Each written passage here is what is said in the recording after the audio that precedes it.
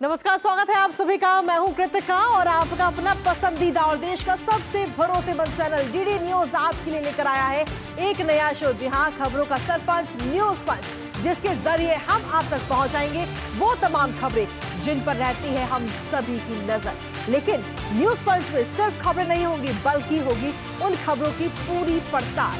साथ ही ground zero पर मौजूद अपनी टीम से जानेंगे हर एक अपडेट, होगी हर खबर पर हमारी पैनी नजर। और आज न्यूज पंच के जरिए जिन प्रमुख खबरों पर होगी हमारी नजर, सबसे पहले कर लेते हैं उन 3 प्रमुख खबरों का रुख, जिसमें सबसे महत्वपूर्ण खबर है अब से कुछ ही देर पहले हुए रेपो रेट में जब बदलाव नहीं किया गया, तो उसको सबसे महत्वपूर्ण खबर है। तो ये पहली खबर आपको बता रहे हैं, जहां रेपो रेट में फिलहाल कोई बदलाव नहीं किया गया है। अब रेपो रेट में बदलाव ना करके क्या कुछ इसका असर हुआ है और क्या कुछ खास है, वो आपको बताएंगे विस्तार से। लेकिन साथ ही अगली खबर भी आपको बता देते हैं, किसानों से जुड़ी हुई अगली खबर है।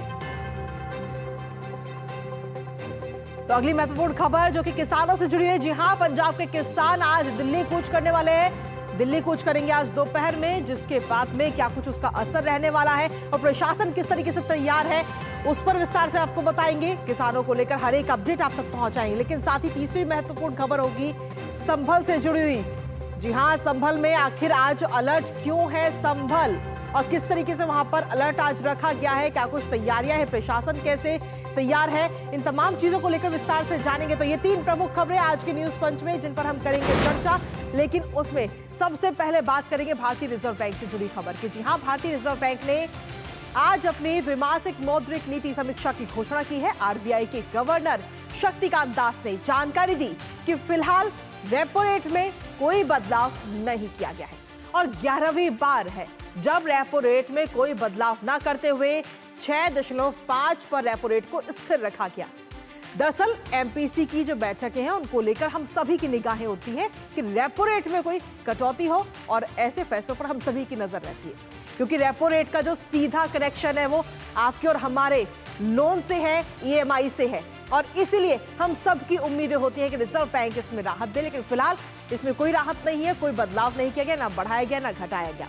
हालांकि फरवरी 2023 से लेकर के अभी तक रेपो दर में कोई बदलाव नहीं हुआ है। इसके साथ ही शक्तिकांत दास ने यह भी कहा कि महंगाई पर काबू रखना आरबीआई का काम है, प्राइस स्टेबिलिटी के साथ ग्रोथ भी जरूरी है। और इसके साथ ही आपको यह भी बता दें कि सीआरआर में भी फिलहाल कोई बदलाव नहीं किया गया है। तो 6.5% पर रेपो रेट जो है वो लगातार बरकरार रहेगा, जिससे कहीं ना कहीं सीधे तौर पर जो आपकी और हमारी ईएमआई चल रही है उस पर सीधा असर होता है, और फिलहाल जो ईएमआई दर है वो उतना ही रहेगा। फरवरी 2023 से रेपो रेट उतने पे ही टिका हुआ है।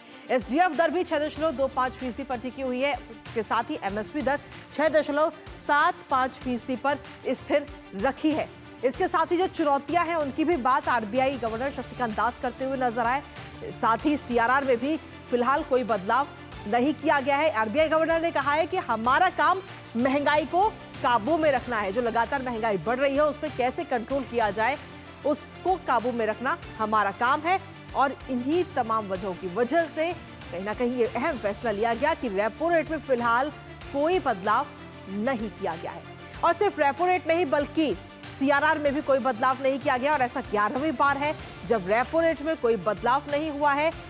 फरवरी 2023 से लेकर के अभी तक रेपो रेट 6.5 पर ही स्थिर है। इसके साथ ही एसडीएफ दर भी लगातार अपनी स्थिरता बनाए हुए है।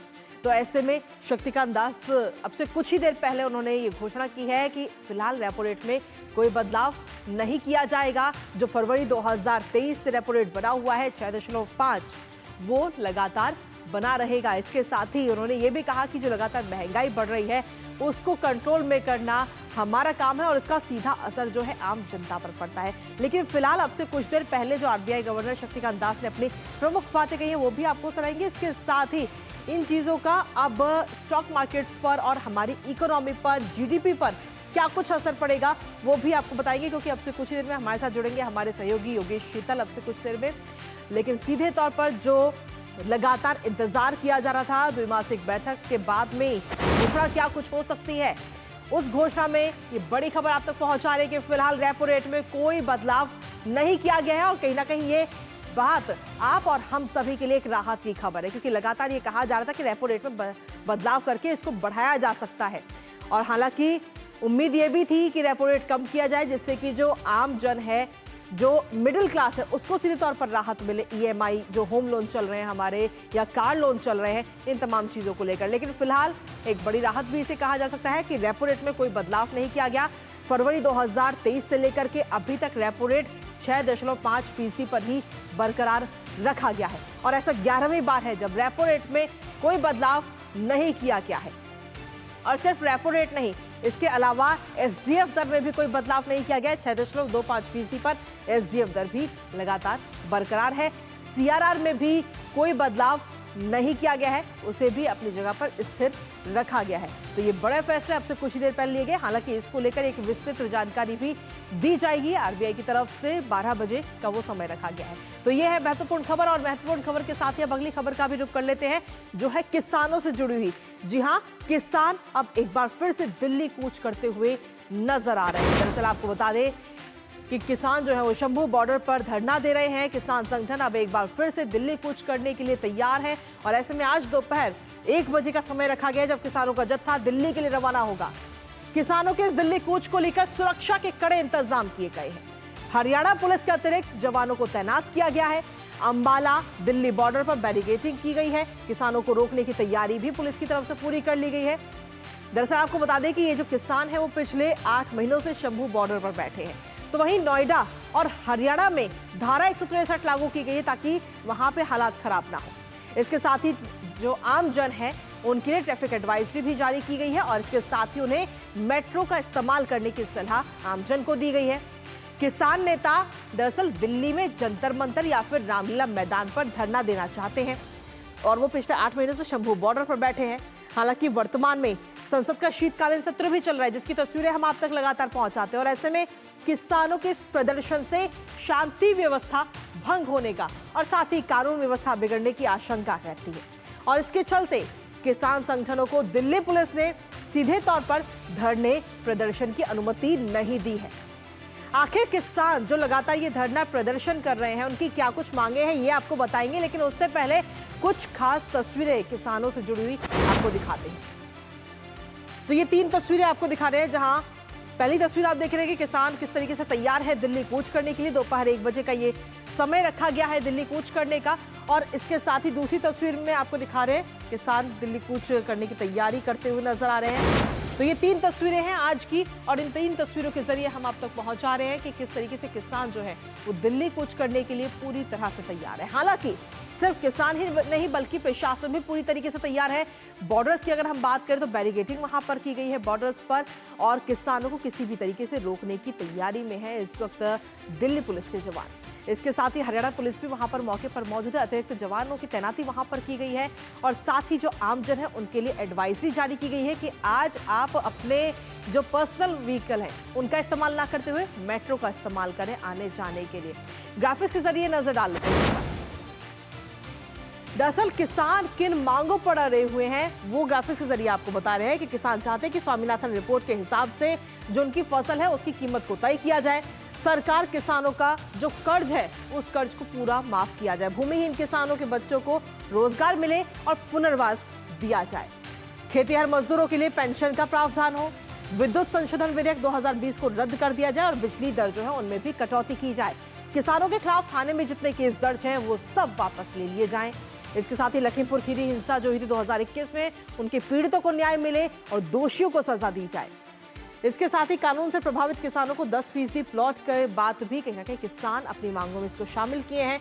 जान गंवाने वाले किसान के जो परिजन हैं उनकी सुविधाओं का भी ध्यान रखा गया है। इसके साथ ही मनरेगा की भी बात किसानों की तरफ से कही गई है। एमएसपी को कानूनी रूप से गारंटी दी जाए। तो ये तमाम वो मांगे हैं किसानों की जो लगातार ये मांग कर रहे हैं, धरना दे रहे हैं, लेकिन दिल्ली के अंदर इसको मना किया गया है कि आप यहां पर आकर धरना प्रदर्शन ना करें। इसके साथ ही किसानों को लेकर दिल्ली के अंदर, या यूं कहे कि किसान हित को लेकर मोदी सरकार कितनी सचेत है वो भी आपको दिखा रहे हैं कि क्या कुछ अहम कदम उठाए गए हैं। शपथ के अगले दिन जब तीसरी बार सत्ता में आए प्रधानमंत्री नरेंद्र मोदी और उसके बाद सबसे पहले उन्होंने 9.3 करोड़ किसानों को लगभग 20,000 करोड़ रुपए वितरित किए गए थे। किसानों का ध्यान कितना मोदी सरकार रखती है? विपणन सत्र 2024-25 के लिए खरीफ फसलों के लिए एमएसपी में वृद्धि को भी मंजूरी दी गई।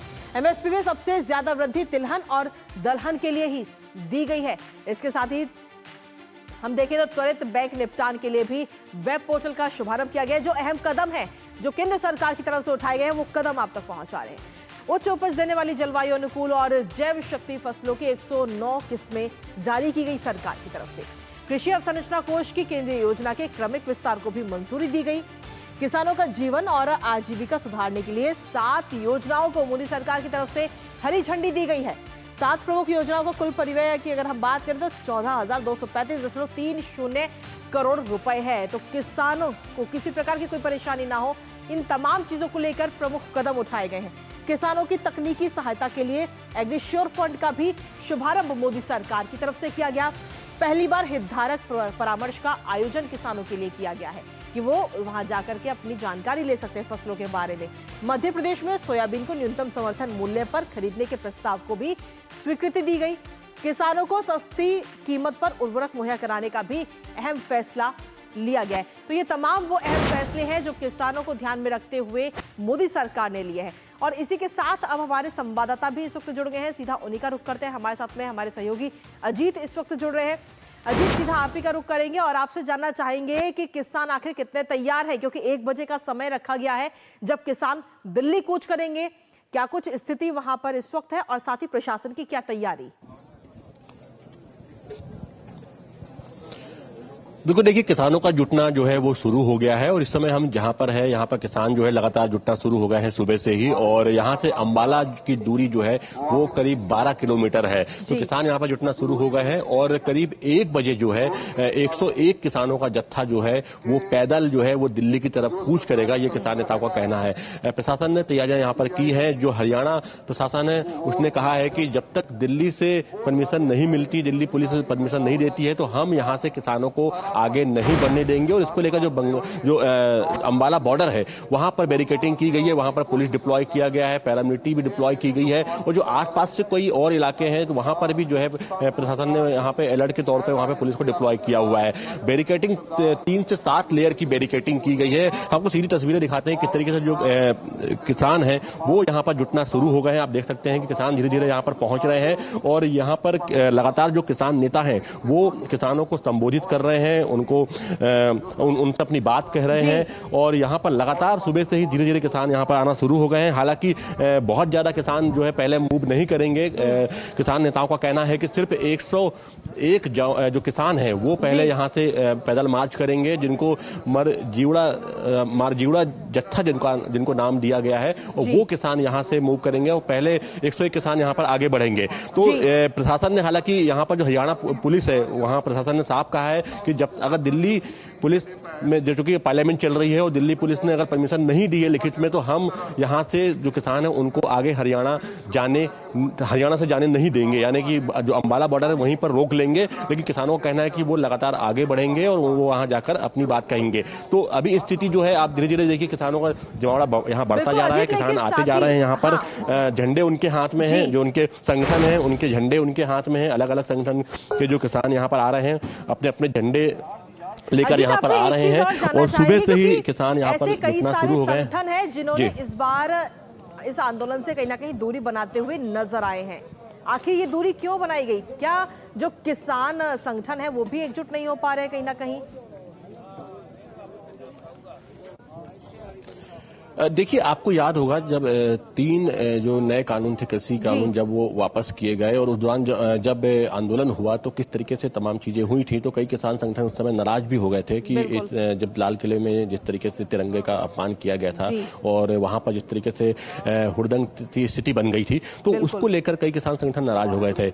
अभी जो स्थिति है तो देखिए, अभी पिछली बार जो है राकेश सिंह टिकैत जो थे वो लीड कर रहे थे और पूरे मूवमेंट को, लेकिन इस बार जो है, इस बार स्थिति अलग है। इस बार जो छोटे छोटे संगठन हैं वो एक साथ हैं, कुछ संगठन हैं उन्होंने दूरी बना रखी है। इसमें एक चीज और है, हर संगठन की अपनी एक अलग मांग है, एक अलग उनकी एक डिमांड है, तो इसको लेकर भी एक सामंजस्य जो है वो नहीं दिखाई देता है। हालांकि कुछ संगठनों ने इसी कारण से शायद दूरी बना ली है और कुछ संगठन जो है वो छोटे छोटे संगठन है वो आपस में रहे। यहाँ पर इस समय सरवन पंडेर जो है उनका संगठन है, डोडेवाल है उनका संगठन है, तो ये छोटे छोटे संगठन जो है वो आपस में है। हालांकि कई संगठन ऐसे हैं जिन्होंने दूरी बनाई हुई है। हालांकि देखिए किसान जो है वो अलग अलग जो संगठन है उसके बैनर तले यहाँ पर आ रहे हैं, छोटे छोटे संगठन जो है उसके बैनर तले अपना झंडे लेकर यहाँ पर आ रहे हैं और यहाँ पर अब जो 101 जो किसान जो पैदल मार्च करेंगे 1 बजे, उसमें कौन से संगठन के किसान होंगे ये देखने वाली बात होगी। किन संगठन के किसानों को, कौन से संगठन किसानों को उसमें शामिल किया जाएगा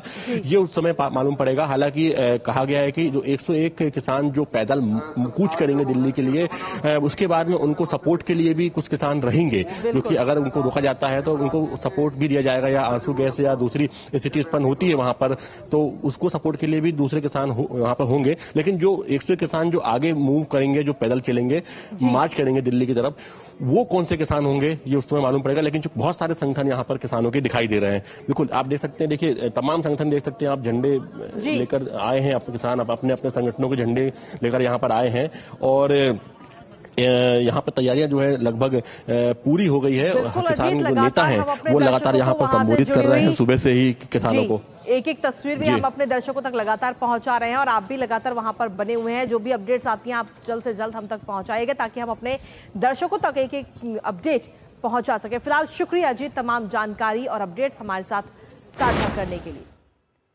तो किसान कहीं ना कहीं तैयार हैं और तैयारी के साथ ही 1 बजे का समय रखा गया है जब ये तमाम किसान जो है दिल्ली कूच करते हुए नजर आएंगे। इस खबर पर एक एक अपडेट हम आप तक लगातार पहुंचाते रहेंगे, लेकिन फिलहाल न्यूज पंच में वक्त एक छोटे से ब्रेक का है, कहीं मत जाएगा क्योंकि ब्रेक के उस पर आप बात करेंगे संभल को लेकर कि आखिर संभल में आज की तारीख में आज अलर्ट क्यों है, बात करेंगे इसको लेकर। रुकते एक छोटे से ब्रेक के लिए।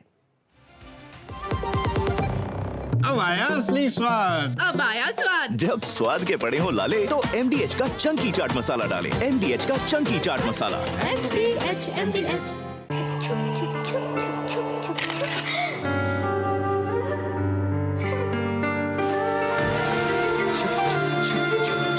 आ जाओ। Yes papa. जिंदगी किसी के लिए नहीं रुकती, हम भी आपको कहां रुकने देंगे। जिंदगी के हर मोड़ पर LIC है तो इंश्योर्ड है।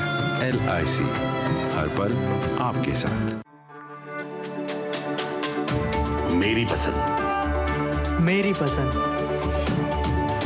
मेरी पसंद, मेरी पसंद है। हमारी पसंद, हम सबकी पसंद। मजबूत देश का मजबूत सरिया हो गया स्टील। और ब्रेक के बाद एक बार फिर से स्वागत है आप सभी का न्यूज पंच में। आगे बढ़ते हुए अब बात करेंगे संभल को लेकर। जी हां, 24 नवंबर को संभल में हिंसा होने के बाद अब आज दूसरे जुमे की नमाज है और इसे ध्यान में रखते हुए प्रशासन की तरफ से सुरक्षा व्यवस्था की विशेष तैयारियां वहां की गई हैं। संवेदनशील स्थान पर पुलिस बलों को तैनात करने का निर्देश दिए गए, साथ ही 30 से ज्यादा मजिस्ट्रेट की भी ड्यूटी वहां पर लगाई गई है। आज संभल में इस समय 3 लेयर की सुरक्षा व्यवस्था है। कल देर रात संभल में प्रशासन ने फ्लैग मार्च भी किया था। दरअसल संभल की जब हम बात करते हैं तो संभल हिंसा जब हुई थी 24 तारीख को, तब 1 करोड़ रुपए से ज्यादा की संपत्ति का नुकसान हुआ था और हिंसा के दौरान उपद्रवियों ने कई कारों को, ट्रांसफार्मर्स को आग के हवाले कर दिया था। CCTV तक तोड़ दिए गए थे और अब इनकी वसूली भी उपद्रवियों से की जानी है। फिलहाल संभल में सर्च ऑपरेशन भी जारी है क्योंकि संभल हिंसा का विदेशी कनेक्शन भी सामने आ चुका है। क्या है ये विदेशी कनेक्शन बताएंगे आपको, लेकिन वहीं आज की जुमे की नमाज को लेकर क्या कुछ सतर्कता बरती जा रही है ग्राफिक्स के जरिए, सबसे पहले वो आपको बताते हैं। दरअसल संभल में जुमे की नमाज को लेकर अलर्ट आज जारी किया गया है। इसके साथ ही 30 अधिकारियों को मजिस्ट्रेट के रूप में तैनात किया गया है। तो जुमे की नमाज को लेकर अलर्ट है। 24 तारीख को जब हिंसा हुई थी उसके बाद ये दूसरी नमाज है। आज प्रशासन ने धर्मगुरुओं के साथ में बैठक की है ताकि हालात पर कंट्रोल किया जा सके, हालात वहां पर ना खराब हो, उपद्रवी वहां पर ना हल्ला मचाए और किस तरीके के हालात खराब होने को लेकर के। और इसके साथ ही नमाज के दौरान जामा मस्जिद पर भीड़ इकट्ठा ना होने की भी अपील प्रशासन की तरफ से की गई है। अफवाहों से बचने की लोगों को सलाह दी गई है कि अगर किसी भी प्रकार की अफवाह आपके पास आती है तो आप उस अफवाह पर ध्यान ना दें, ये बात की गई। लेकिन साथ ही संभल हिंसा का एक विदेशी कनेक्शन भी सामने आ चुका है। क्या है ये विदेशी कनेक्शन, वो आपको बता रहे हैं। 3 खोखे और एक मिस फायर कारतूस जो है वो बरामद किया गया है हिंसा वाली जगह से। जामा मस्जिद के पास सर्च ऑपरेशन के दौरान ये कारतूस मिला है, लेकिन इस कारतूस से विदेशी कनेक्शन कैसा है वो आपको बताएंगे। 2 खोखे हैं 7.65 mm और एक 12 बोर का खोखा है, और ये खोखे वहां से बरामद किए गए हैं। 7.65 mm के खोखे पर US मेड लिखा हुआ है, यानी कि ये विदेश का खोखा है, ये भारत में नहीं बना। मिस फायर 12 बोर का कारतूस है ये। और किस तरीके से ये विदेशी कनेक्शन सामने है, US का ये कनेक्शन और इसके साथ ही पाकिस्तान का भी कनेक्शन सामने इससे पहले आ चुका है। खोखे और कारतूस को बैलिस्टिक एक्सपर्ट के पास फिलहाल भेजा गया है, जो कल खोखे बरामद किए गए वहां से। इससे पहले 3 तारीख को भी वहां से खोखे बरामद किए गए थे, जो कि पाकिस्तान के ऑर्डिनेंस फैक्ट्री में बने थे।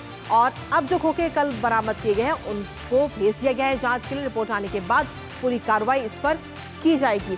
7.65 mm वाले कारतूस देश में, तो ऐसे में ये सवाल लगातार बन रहा है कि आखिर संभल हिंसा का विदेशी कनेक्शन क्यों है। वहां पर जो खोखे बरामद हो रहे हैं वो मेड इन इंडिया नहीं बल्कि अन्य देशों के हैं।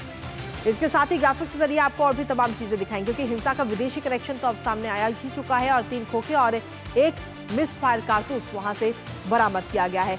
24 तारीख को ये हिंसा हुई थी मस्जिद को लेकर, ये पूरी हिंसा हुई थी क्योंकि ये लगातार दावा किया जा रहा है कि मस्जिद के अंदर मंदिर है। हालांकि ये पूरा मामला जो है अभी फिलहाल कोर्ट में है और कोर्ट में इसकी सुनवाई चल रही है, तारीखें दी गई हैं। इसी के साथ हमारे संवाददाता जुड़ गए हैं, सीधा उन्हीं का रुख करते हैं। निशांत हमारे साथ जुड़ रहे हैं। निशांत, अगर आज की तारीख की बात करें तो आज 24 तारीख यानी कि हिंसा के बाद आज दूसरी जुमे की नमाज है, इसको लेकर तो अलर्ट है ही, लेकिन साथ ही आज की तारीख यानी कि 6 दिसंबर ये वो तारीख है जब बाबरी मस्जिद को तोड़ा गया था, और उसको भी ध्यान में रखते हुए कहीं ना कहीं संभल में इस वक्त अलर्ट जारी किया गया है। क्या कुछ अपडेट है आपके पास में? देखिए, बिल्कुल आज की तारीख को ध्यान में रखते हुए संभल समेत पूरे उत्तर प्रदेश में अलर्ट है। खासकर संभल की बात की जाए, अयोध्या की बात की जाए, मथुरा की बात की जाए, वाराणसी की बात की जाए, उन तमाम इलाकों में अलर्ट है। और संभल चूंकि अभी हिंसा की आग में झुलसा है, उसके चलते संभल में और ज़्यादा ध्यान रखा जा रहा है। कल ही यहाँ के DM ने बताया था कि 30 मजिस्ट्रेट को यहाँ पर तैनात किया गया है ताकि आज जो जुम्मे की नमाज है वो शांतिपूर्ण ढंग से हो सके। सबसे पहले कृतिका, मैं बताऊंगा कि मैं जिस जगह खड़ा हूं ये मस्जिद को रास्ता जाता है, और जैसा कि कल बात की गई थी कि 3 लेयर सिक्योरिटी है, तो आप देख सकते हैं कि रास्ते की शुरुआत है और यहां पर प्रशासन किस तरीके से मुस्तैद नजर आ रहा है। लगभग संभल के हर गली में, खासकर जहां पर मस्जिदें हैं, कुछ इस तरीके से प्रशासन अलर्ट मोड में तैयार है। और जो पुलिस के जवान हैं और पुलिस के आला अधिकारी हैं लगातार यहां पर इस इलाके में घूम रहे हैं। कल देर रात भी बात की जाए तो फ्लैग मार्च किया गया था, जिसमें